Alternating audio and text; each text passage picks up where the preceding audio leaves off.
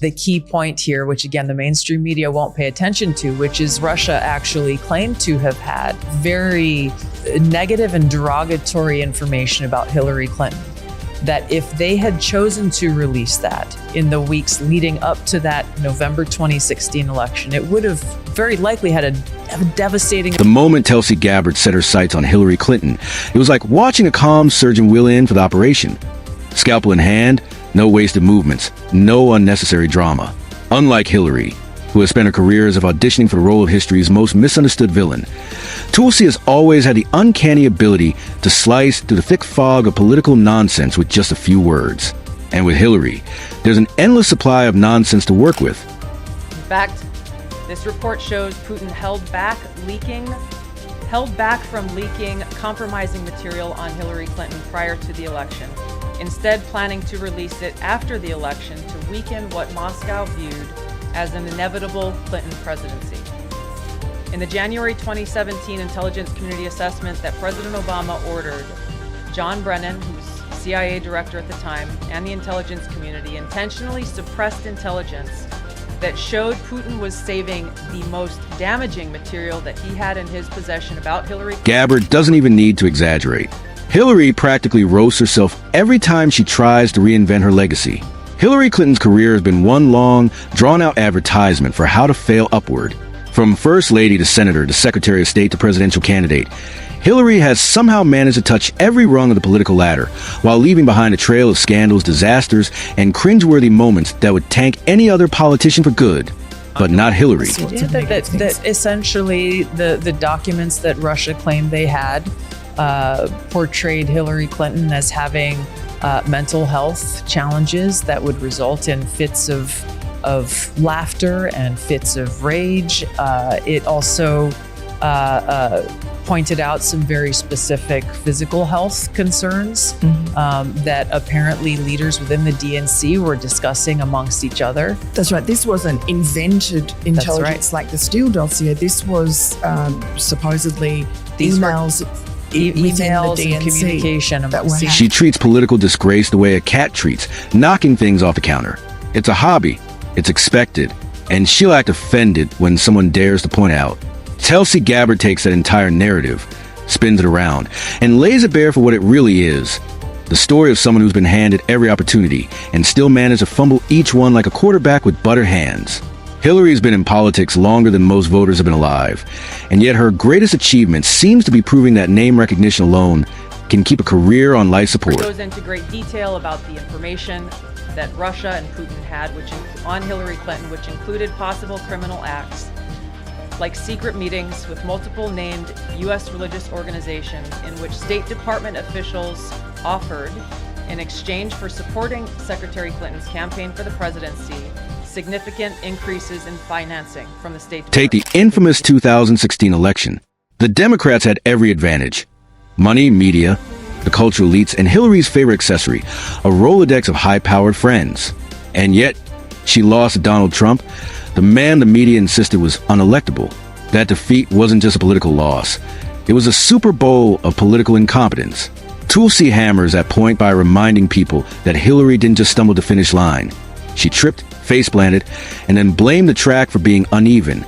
But Hillary's defeat wasn't some fluke. To that November 2016 election, the fact is, the opposite is true.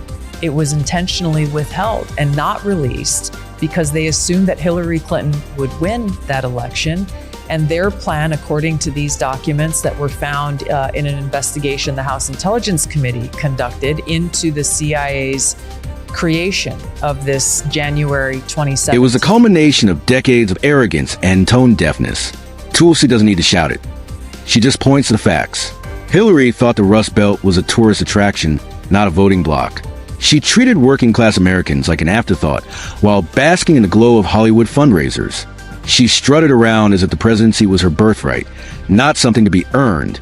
And when voters disagreed, she had the audacity to call them deplorable. They also had documents that showed the patronage of the State Department to State Department employees who would go and support Hillary Clinton's presidential campaign.